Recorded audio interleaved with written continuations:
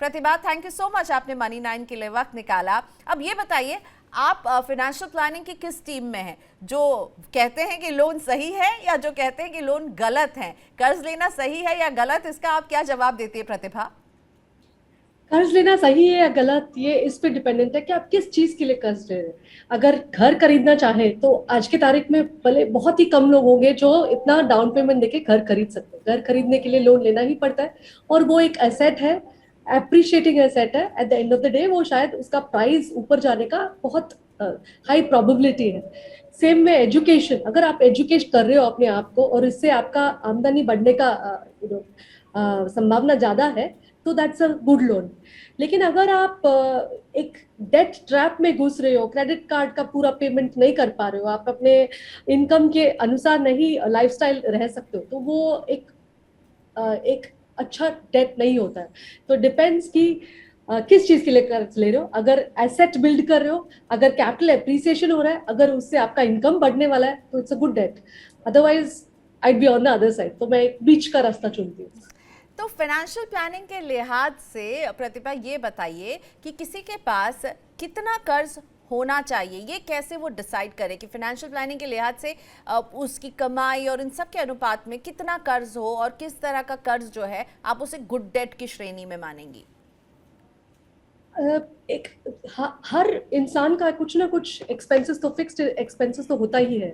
अगर उनका fixed expenses अच्छी तरह से हो और बहुत टाइट सिचुएशन ना हो, तो इसके लिए जरूरी है कि 35 से 40% तक जितना आपका इनकम है उसका 35 से 40% आप लोन पे करें, मतलब ईएमआई पे कर रहे हो। सिर्फ एक ईएमआई नहीं, मतलब आपका होम लोन ईएमआई, आपका कार लोन ईएमआई सब मिला के 35 to 40% है, तो थोड़ा कंफर्टेबल सिचुएशन।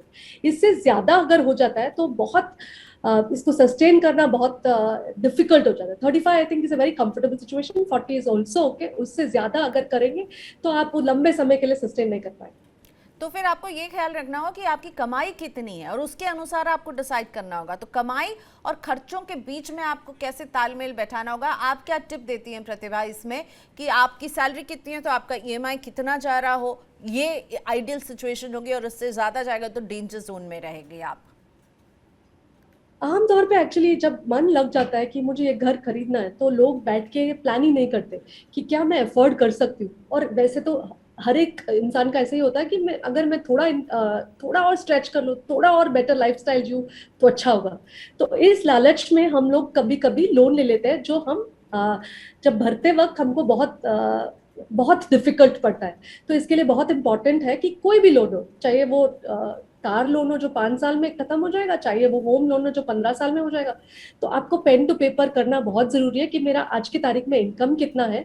वो बढ़ेगा, अगर आप 10% से बढ़ने वाला, तो आप 5 ही सोचो, कंजर्वेटिव रहो और सोचो कि इसका 40% में ईएमआई बढ़ सकते हो, उससे ज्यादा नहीं हो सकता। Then look at also your expenses. अगर आपका एक्सपेंसेस बहुत ज्यादा है तो 40% भी शायद आपके लिए थोड़ा डिफिकल्ट होगा।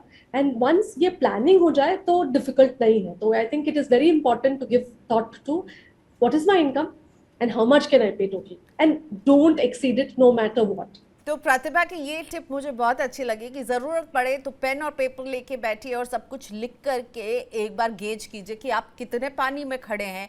आप पेन और पेपर में कंफर्टेबल हैं, एक्सेल शीट में कंफर्टेबल हैं, अपने फ़ोन में कंफर्टेबल है, जहाँ पर भी ये ज़रूर बनाइए कितनी आमदनी, कितना खर्चा, और इनमें लोन कहाँ पर फिट होगा। तो आपने प्रतिभा ये क्लियर कर दिया कि अच्छा लोन वो है जो कि आपको किसी तरह से आपकी संपत्ति बढ़ा रहा हो, आपकी एजुकेशन यानी लक्ष्य जो है वो तय करता है। तो गुड डेट और बैड डेट की अगर मैं आपको कहूं कि लिस्ट दीजिए, तो गुड डेट में आप क्या क्या रखेंगे और बैड डेट में क्या क्या है जिनसे दूर रहना चाहिए? कौन सा लोन जरूरी है, कौन सा लोन गैर जरूरी है? जैसे मैंने बताया, द गुड डेट में जो है, एक तो होम लोन है, दूसरा है आज की तारीख में अगर इलेक्ट्रिकल व्हीकल लेके, तो उसके लिए भी टैक्स बेनिफिट्स मिलता है, उस पर मैं आती हूँ। तीसरा एजुकेशन लोन। आमतौर पे अगर लोगों के पास एजुकेशन के लिए पैसा है, तो भी हम बताते हैं कि ये बहुत अच्छा आर्बिट्राज अपॉर्चुनिटी आपके लिए, कि आपको बहुत किफायती लोन मिल रहा है, बिकॉज वो पूरा जितना भी इंटरेस्ट आप होम लोन पे भर रहे हैं पूरा टैक्स डिडक्टेबल होता है। मतलब आपका इंटरेस्ट बहुत कम हो गया। अगर आप 7% भी दे रहे हैं, अगर हाईएस्ट टैक्स स्लैब पे है, तो आपका एक्चुअल लोन का रेट होगा 5.5%। मतलब आप 5.5% पे लोन ले रहे हो, और अगर आप इन्वेस्ट करोगे लॉन्ग टर्म के लिए तो आपको 8-9% इंटरेस्ट मिलेगा। It's a fabulous deal, it's a very good loan. Education के लिए लोन ले रहे, so tax is also one of the first जो आप चेक करोगे कि आप संपत्ति बढ़ा रहे हो कि नहीं, आमदनी बढ़ा रहे हो कि नहीं। सेकेंड पॉइंट है कि इसमें कुछ टैक्स रिबेट भी अगर आइसिंग ऑन द केक अगर मिल जाए तो बहुत अच्छी बात है। Okay, anyway you buying a car, if you getting, it's a good deal. So these are good debts. Bad debt क्या होता है? Credit card debt is a debt trap which most people can't get out of. किसी को ये समझ में नहीं आता कि अप टू 40% से ऊपर भी चार्ज हो जाता है, और अगर आप वो मिनिमम अमाउंट जो है क्रेडिट कार्ड में वो भरते रहते हो तो आपका हर परचेज पे आप 40% इंटरेस्ट रेट भर रहे हो। देन देर आर दीज पे डे लोन्स, बहुत अभी आज की तारीख में पॉपुलर है। वो 40 नहीं 60% तक ले लेते हैं, मतलब दिन का 1% लेते हैं।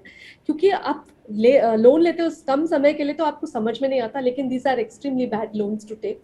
और कभी कभी जो एक्सपीरियंसेस है जो पोस्टपोन किया जा सकता है, कि अगर आप फोन लेना चाहते हो, ट्रैवल करना चाहते हो, जब आपके पास इकट्ठा हो जाए पैसा तब आप ले। लोन लेके उस पर ब्याज देके एक्सपीरियंस करना बैड लोन कहलाता है। यानी लोन लेकर के घी मत पीजिए, जरूरत है तभी लीजिए। तो पर्सनल लोन को भी मैं बैड डेट की कैटेगरी में रखूंगी प्रतिभा? एब्सोल्युटली, अनलेस इट्स अगर आपने वो कुछ लिक्विडिटी नहीं रखा है, personal emergency, it's okay, but personal loan to experience things, to buy products, materialistic things, very bad idea. ठीक है।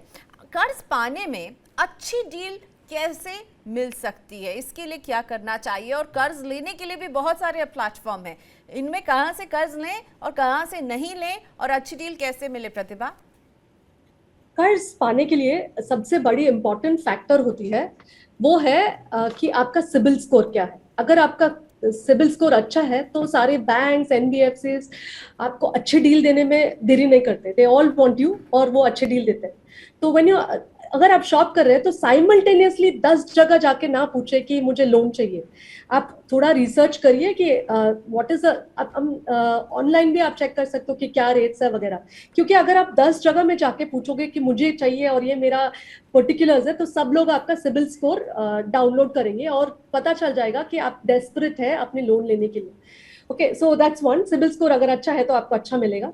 सेकंड, अगर आप एक जगह पे जा रहे हो तो आप उसका निटिग्रिटी समझे कि प्रोसेसिंग चार्जेस क्या है। आज की तारीख में भले ही आपको मतलब 0.2% कम मिल रहा है, but at a later stage वो कैसे एडजस्ट करेंगे लोन को, ये समझना बहुत जरूरी है।